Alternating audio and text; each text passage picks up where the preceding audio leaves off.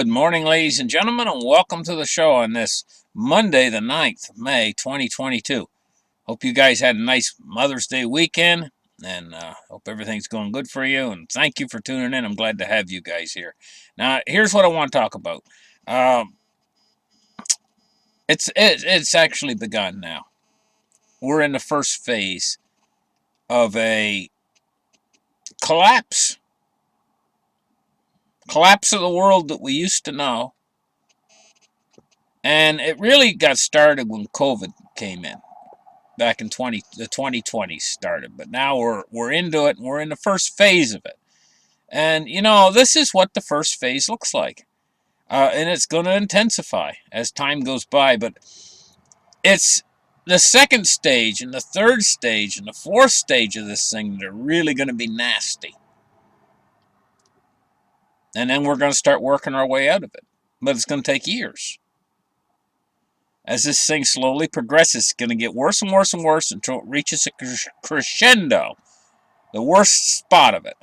And then it's going to start to get better only after that. And I'm going to tell you what, that worst spot of it is we're going to see the money change.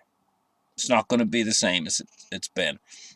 We've been running, the whole world has been running on a credit-based system, with modern monetary theory as the base core of this system. And this doesn't work. It doesn't work. It's a Ponzi scheme. And that's why the whole thing has to purge itself out. And it's not going to be pretty, but we're in the first initial stages of it. Let's move on with the show and let's get started. Let's open up the charts right here and take a look. Morgan Stanley says we live in the most chaotic, hard to predict macroeconomic times in decades. And yeah, they're right. And it's my job on here to try to predict the unpredictable. And I do a pretty good job of it, getting it right on most things. But my timing's been a bit off.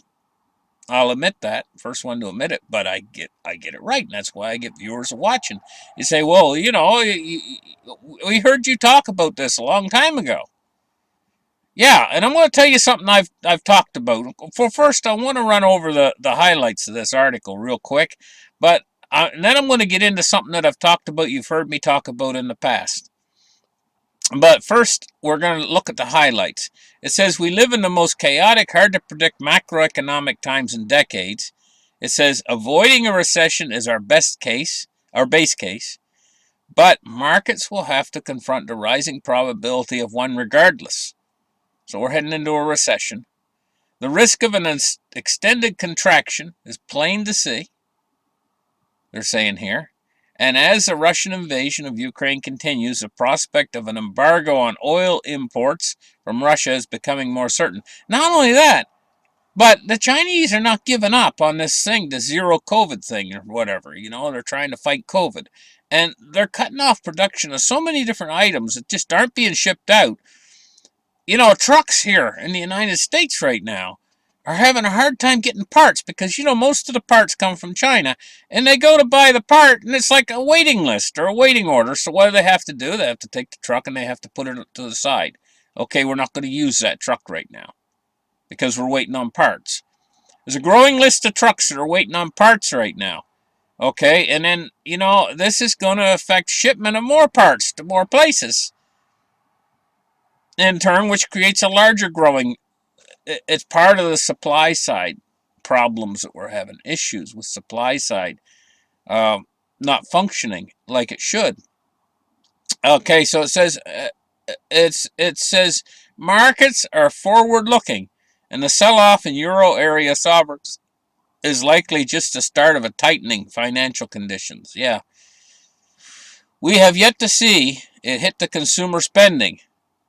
And the surge in food and energy prices in our recent work shows that the drag can be noticeable. It's going to be more than a drag. I mean, so many products, you're not really seeing the extent of it just yet. But you're going to see, when you go to the grocery store, you're going to see more of just like, not so much of a variety as you used to see. It's going to be just like more of one product and none of another product. You used to have more of a variety. Like you go down, you want spaghetti sauce. they'd have like 15 different choices of spaghetti sauce. The way the grocery stores are going to be soon is you'll have to pick one brand. That's all they'll have in. And you might not even be able to get that. And that's what we're headed toward. It says the direction of travel for the United States economy is clear, though now it remains strong. Why call for a global recession? Yeah, that's because of the tightening that the central banks are doing. They're creating an artificial contraction. But it says here the Fed is feeling its way with policy, trying to slow the economy to rein in inflation, but willing to reverse course at the first sign of doing too much. Here's the problem, guys.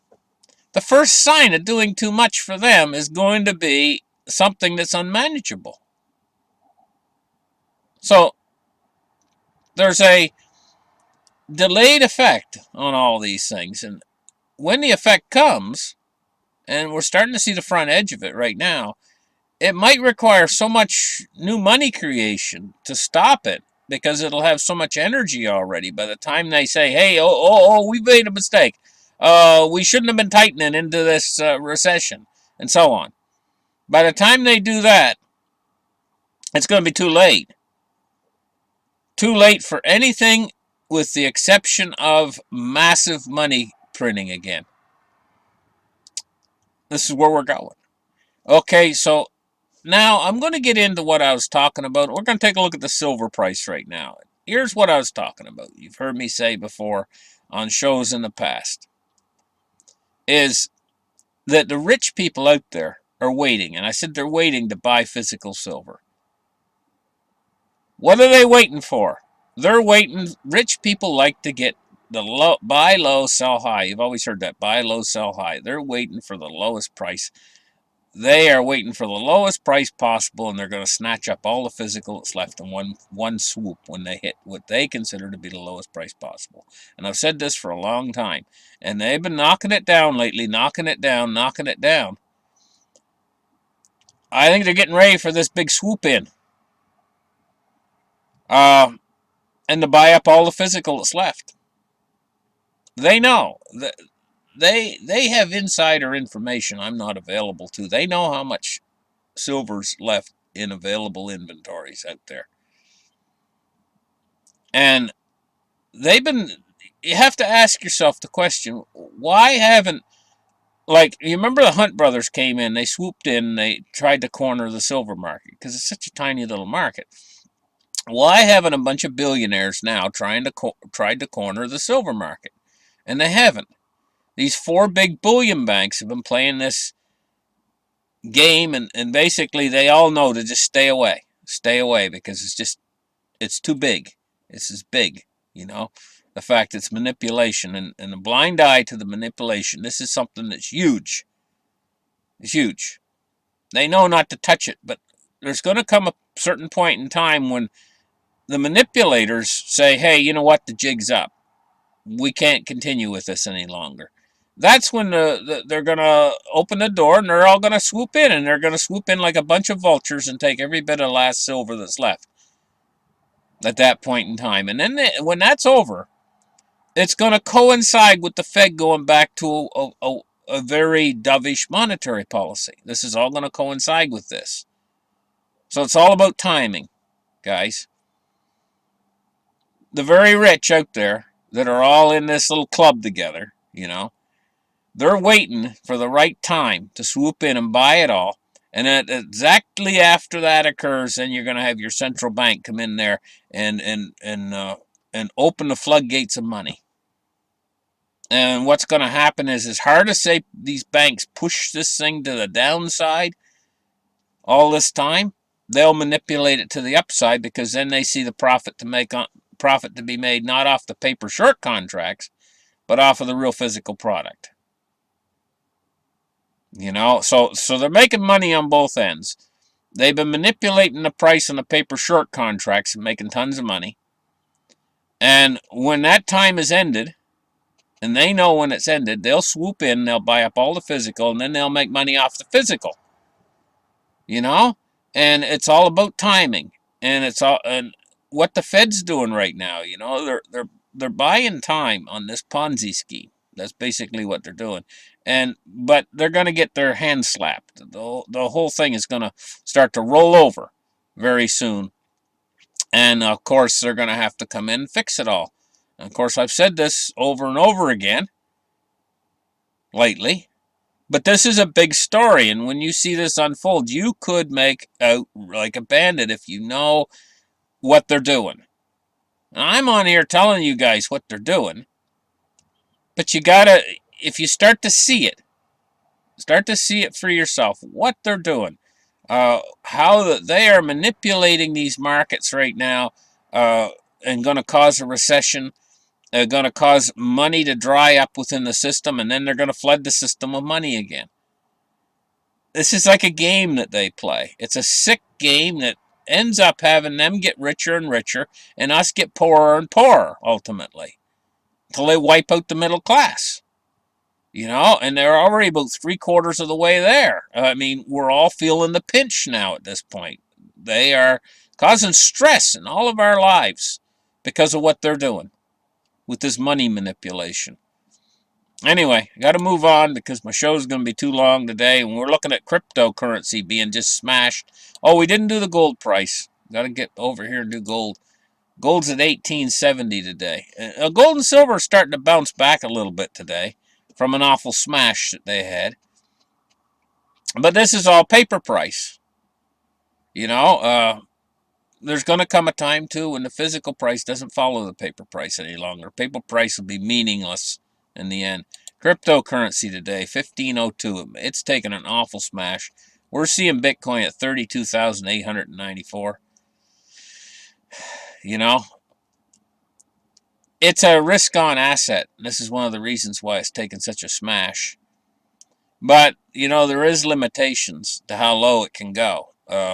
And these people that say Bitcoin's going to go to zero, they're full of baloney. It ain't going to go to zero.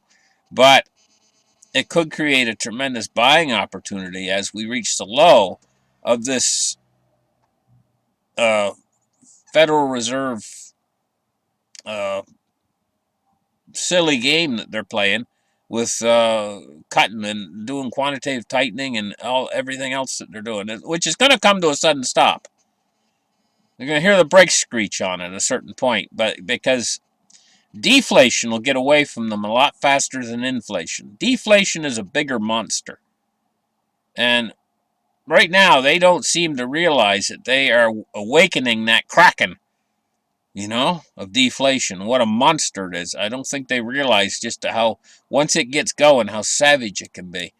And how quick it can move. They're not frightened of it so much so as they are inflation. And the reason why is because they can control deflation. It's just a matter of how much do you want to print. And Ben Bernanke said it best. You can print enough, dump money from helicopters, you can stop deflation.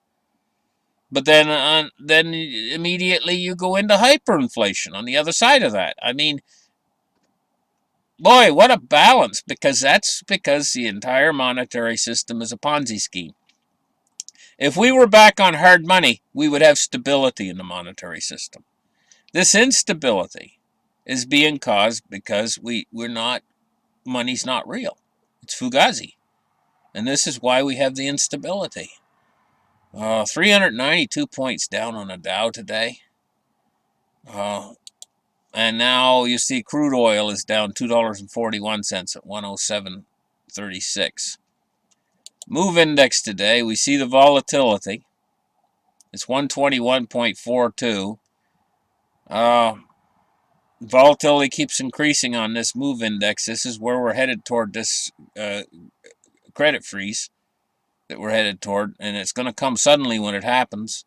We're in extreme danger of a credit freeze. It can just come out of nowhere at this point in time when the liquidity is being drained out of the system this fast. It's almost like blood loss. The liquidity that's in the system is like the circulatory system of say, a person, You got to have a certain amount of blood there, and the blood is the liquidity, and they're draining it out I mean, this whole thing, a credit freeze, would just be basically the equivalent of a cardiac arrest in the patient because they haven't got enough blood flowing through their veins any longer. And that's liquidity because they're draining it out, and they're talking about draining it out a lot faster, this liquidity. They're talking about quantitative tightening, such a progressive program of quantitative tightening that the world has never seen before. They're talking about. It's all talk, though. They ain't going to get away with this stuff. They ain't even going to come close to getting away with it before they have to change direction again. Bonds and rates today, we're looking at a mixed bag, and not much movement in bonds today, but we're looking at a 10-year at 3.12. Can you imagine how fast this went up? And the U.S. 30-year at 3.25. Say goodbye to the housing market. You know, this would be the beginning right now. This is the beginning of a complete sea change in the housing market across the United States and across other countries too. In other words, it's been a red hot market. Everybody buying everything they can get their hands on. Not no more. It's going to be just a sudden snap that's going to turn cold, the market. And then more houses will come in on the market, you know. And then what will happen is prices will start to drop, and there will be much more to pick from. And the sellers have been on top. They've been like, hey, you know what? What are you going to give me for my house? Do I have any bids? Anybody else going to bid it higher? And the people have been coming in, actually, and looking at a person's house and bidding it up higher. And they have it sold the first day. That's all going to change. They're going to have to. They're going to have to. They're going to be very few buyers out there, and the buyers are going to be in control now. At this point, that's what's going to happen. It's going to be a sea change in the housing market. Now the interest rates are starting to go up, and now we go into a recession too.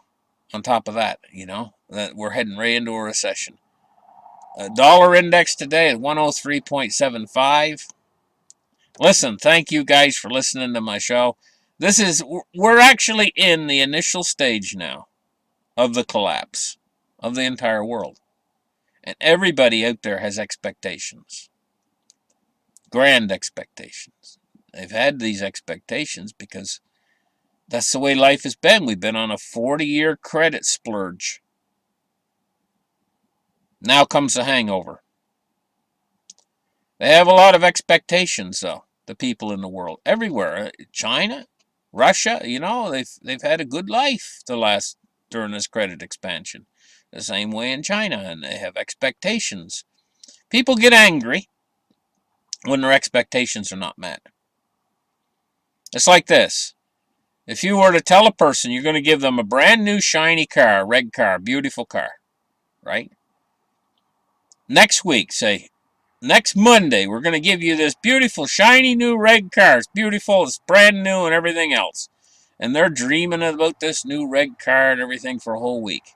And then when the day comes, you give them some old beat-up clunker that still runs, but it's not a bad car, you know, but it's certainly not new. And yeah, it is red, but the paint's peeling here and there a little bit, you know. They're mad. They're mad. Why? It's because they were promised a brand new red car.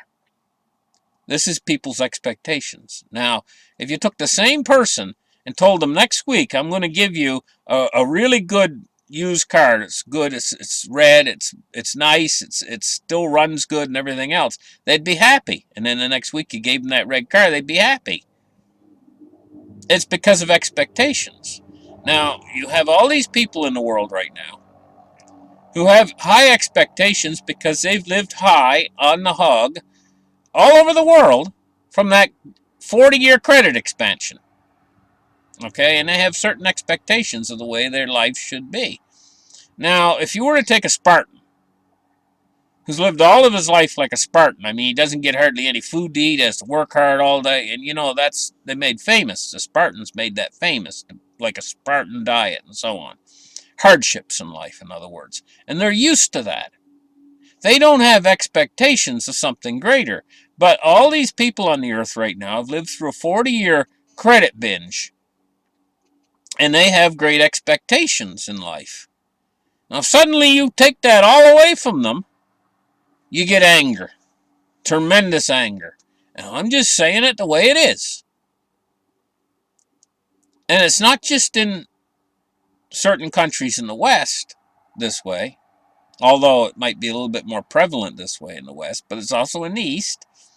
People in the East have had the benefits of a 40-year credit binge as well, and we're talking China and Russia and everything, all the countries of Earth, What's coming is not what they expected, and it's going to generate tremendous anger, especially when they have to go hungry for the first time in their life.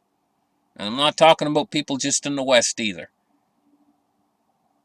It's going to be very hard for the governments to try to make themselves look like the heroes in this storm of poverty that's coming to the entire earth. And it's going to create tremendous anger. And that anger is going to be pointed at the people who are responsible, as well as should be, And we're not talking about a normal kind of anger here. When people go hungry, it's a savage kind of anger. And so we're in the initial first stages of this, I'll call it a crisis, or I could call it a breakdown of society, or I could call it a fall of an empire. We're in the initial stages of it, and the initial stages might last quite a little while. But ultimately, we know how this is going to end. It might take a year or 2 or 3 years, not exactly sure, but we're going to move into the second stage of this. And the first stage right now is not what I would call brutal. I would call the second stage, when we go into the second stage of this, I'm going to call it for what it is. It's going to be brutal. And we have to go through that brutal period so that the system can restructure in a way that is not corrupt, in a way that's not evil, in a way that's so the system can restructure itself in a more civil manner, in a more a way that the people can actually benefit rather than just a very few rich people benefit from it. It's been running a Ponzi scheme this whole time, and it's set up in a way so that only the rich can benefit. The system's going to restructure itself in a more fair, equitable way, ultimately, but it's going to be brutal getting there. We're going to go through a period where we're going to look back in history and we're going to say, hey, you know what? We allowed these people to do this to us. Never again. We're not going to allow a bunch of influential, what's the words I could use for these people who take charge and are corrupt, And we're going to realize what actually caused all this to happen. And this is going to be part of this moving forward with the planet to a point where we're basically we are evolving on this planet. We are evolving into a high-tech civilization, and we're going through these rough patches where we're still locked in what used to be back when we used to have sovereignty and kings used to sit and tell all the people in the kingdom what to do, and they were the rich ones, and then you had the paupers and waifs and all this kind of stuff where people who are subservient. This is not equality. What we're going to move toward is a world that's much more level and equal for citizens, rather than having a nobility and people who are class distinction. We're going to move more into a where the people are more important than just the few, or more important than the many. That everybody is going to be important, not just a few people that are important and then other ones who are just not important whatsoever. This is what we're moving toward. Anyway, listen, I'm rambling on a little bit. Thank you guys for listening to my show. Thank you for the new people who are tuning into my channel, and we will catch you guys in the very next episode. Bye-bye.